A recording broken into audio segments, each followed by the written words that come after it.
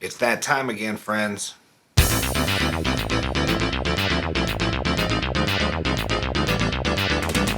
I have sifted through the over-gorged Steam store and nabbed a few nuggets to inspect. We've got another 5 Steam games to take a look at that each cost less than a Big Mac. Side tangent, I do not understand the appeal of Big Macs. Is it the weird middle extra piece of bread? Is it the baffling amount of lettuce? Or is it the viscous Thousand Island dressing? It's a mystery to me. I love making these videos. It not only gives me a chance to let you guys know whether these games are worth your spare change, but it also gives me a chance to kind of start working through that vast, massive Steam backlog that I have to deal with. Without further ado, it's time to take a look at our first game, The Pony Factory. And it's a weird one. The Pony Factory was developed by David and John Szymanski and released at the beginning of 2024. This game is incredibly dark thematically as well as visually, being presented in a high contrast monochromatic style. It is incredibly unsettling in its presentation and incredibly hilarious. It feels to me as if you took Eraserhead and crossed it with Frankenhooker with a dash of My Little Pony wrapped up in a Doom 3-like FPS burrito. Now, if that doesn't sound amazing to you, then chances are this game probably is not for you. Via the store page, Winston thought he could use heavy machinery and power from the depths of hell to transform sinful men into magic ponies. Winston was wrong. Like, what a premise! What a setup! There are notes throughout the game that help flesh out the story and build this ridiculous narrative that serves as a backdrop for this unnerving journey through the Pony Factory. The sound design is very well done, filled with ambient noises, electrical crackling, and a healthy dose of theremin that helps give it a classic science fiction feel paired with the black and white visuals. The noises that the enemies make are quite disturbing and make me very uncomfortable. This game made me scream and jump several times. The ponies always gave me a jolt when they popped out at me in the dark. And the enemies burst apart in a very satisfying manner when defeated, meat flinging everywhere. It is a very short game, taking around 30 minutes to complete, but it is a very memorable experience that will stick with you after you complete it. It isn't often that I come across a game that makes me feel disturbed, yet with a constant smile plastered on my face at the same time. The Pony Factory is available for $3.99, and I think it is definitely worth it, even with the short runtime. If you're into the weird and darkly humorous, and enjoy playing first-person shooters, I would highly recommend it. Way, way better than an extra piece of bread in the middle of your burger.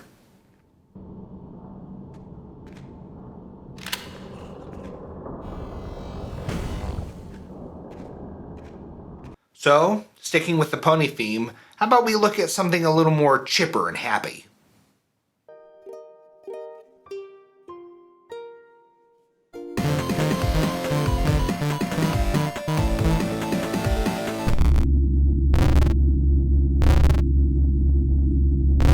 Oh. Pony Island was developed by Daniel Mullins Games and released in 2016. This game is also pretty dark and not really about ponies, according to the store page. Pony Island is a suspense puzzle game in disguise.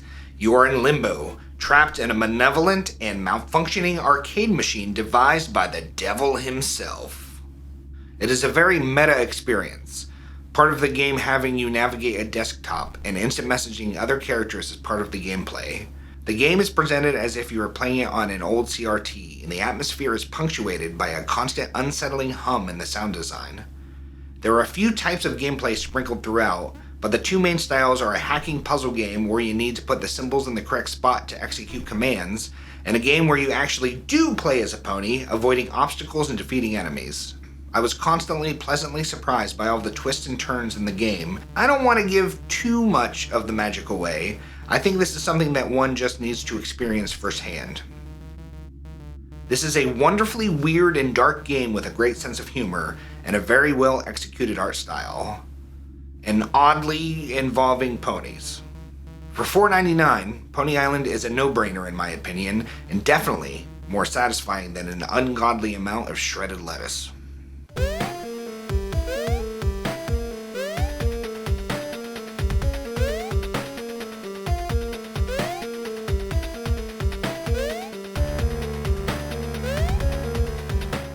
Up next, we have a game that is very near and dear to my heart, also involving animals, but this time not ponies. It's time for some fish. Insaniquarium Deluxe was released in 2006, developed by PopCap Games and designed by George Fan. I played this game when I was a kid, and I have extremely fond memories of the hours upon hours that I had sunk into it. It had been a few years since I had played it last, and I was curious to see how well it held up, and I am very happy to say that it is as addicting and endearing as ever. It is a pretty simple concept. Feed your fish while collecting their valuable excrement in order to buy helpful tools and upgrades. Oh, and fight off the impending alien menaces? Why are there aliens invading your fish tank? Because Insaniquarium! Whoa! You collect a series of helpful creatures to take with you on levels in order to assist your efforts and make survival easier. I will forever be haunted by the sound this fish makes when expelling a baby fish.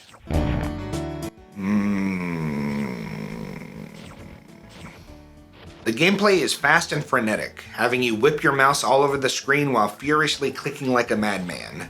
This game could have been called Insaniquarium, the quickest and easiest way to carpal tunnel syndrome.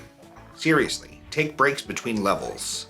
My wrist gets sore during gameplay and it gets hard to complete levels sometimes because the game is so addicting, I usually just push through the pain. All I'm saying is try to rest for a few minutes between levels when they start getting super crazy, because you might be in a world of hurt if you don't and find yourself unable to successfully click fast enough during a level. This game is phenomenal and just as engaging as when I was a little kid, and is weird in its own, much more lighthearted way than the previous two games. Designed by the same guy that eventually designed Plants vs. Zombies, Insaniquarium packs quite a punch for its $4.99 price point and will offer you hours of joyous, wrist-numbing gameplay. Thousand Island dressing not required. Check it out.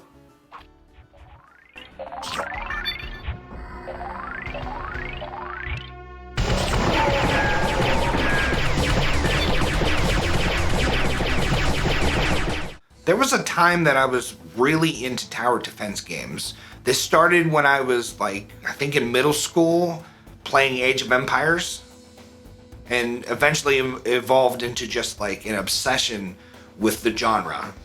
I must have bought this game during the height of my tower defense obsession and the height of my deciding to hoard as many Steam games in my library as I could.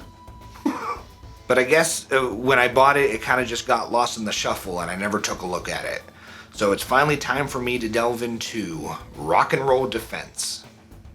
Rock and Roll Defense was developed by Nuck Games and released in 2016. It is a tower defense game that replaces the towers with speakers and the enemies with pop and country fans trying to heinously thwart your most excellent rock concert. I will admit that my initial impressions were not very good. The graphics, while not bad, aren't very appealing to me personally, and there aren't a lot of different enemy types either.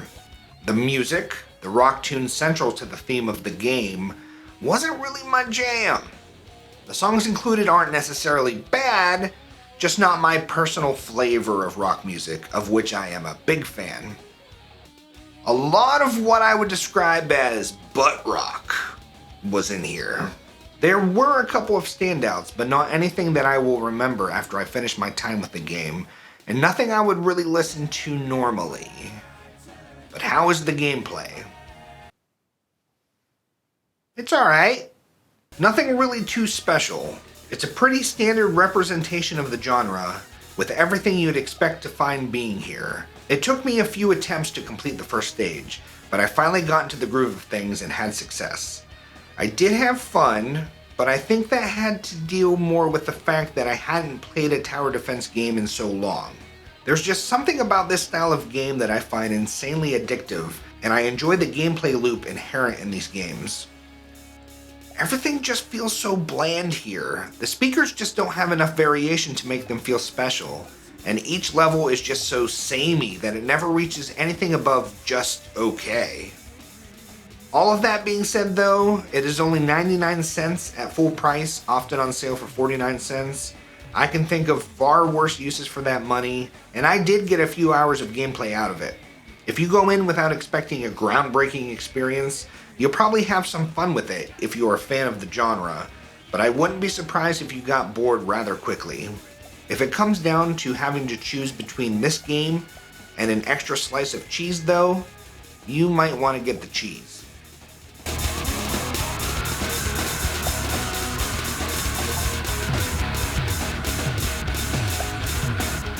Now, where could my pipe be? Oh God, what have I done? Garfield Kart was released in 2013 and developed by Artifact Studio. For anyone that doesn't know somehow, Garfield is this large orange cat with a penchant for gluttony and dog abuse that has held mass appeal and popularity for decades now. While the quality of the Garfield comics are hotly debated, it cannot be denied how popular he is. People love this Monday-hating Hence, they put his name anywhere and everywhere that they can, including into video games. Full disclosure, I like Garfield, possibly Stockholm Syndrome, but regardless, I have a positive opinion of the character. And this fact did not help this game. The first problem was apparent immediately. I could not control the menu with my controller, only my mouse, but I was able to use a controller during gameplay. This annoys me to no end. I can't sugarcoat it. This game just sucks. It's awful. There's no enjoyment here. The music is annoying, the graphics are bland, the control doesn't feel good, and the gameplay is incredibly unbalanced. It is a bad time. It's not even worth playing for the meme factor. It's not so bad it's good. It's f***ing awful. The only good thing about this game is the Steam reviews. As I sit here under the flickering neon lights of a dingy alley, clutching onto my last few coins, I can't help but reflect on the absurdity of my existence.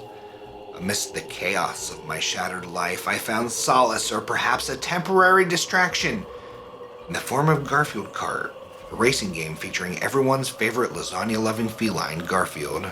It's a nostalgic trip down memory lane for fans of the franchise, and for someone like me, desperately clinging onto fragments of happier times, it offered a brief respite from my troubles. However, as I delved deeper into the game, reality began to creep back in. The controls felt clunky and unresponsive at times, reminiscent of the unpredictability of life itself. No matter how skilled I thought I was, victory always seemed just out of reach, mirroring the elusive nature of success in my own life. Despite its flaws, Garfield Kart serves its purpose for me, a temporary escape from the harsh realities of life on the streets. But as I turn off my makeshift gaming device, the weight of my own existence comes crashing back down on me, reminding me that no amount of virtual racing can fix what's broken in the real world. In conclusion, Garfield Kart is a charming and nostalgic racing game that offers brief moments of joy amidst the chaos of life. But for someone like me, battling demons far greater than any virtual obstacle, it's nothing more than a fleeting distraction, a band-aid over a gaping wound. So yeah, go check out the reviews. They are worth your time. This game that costs $4.99? Absolutely not. Go buy the Big Mac.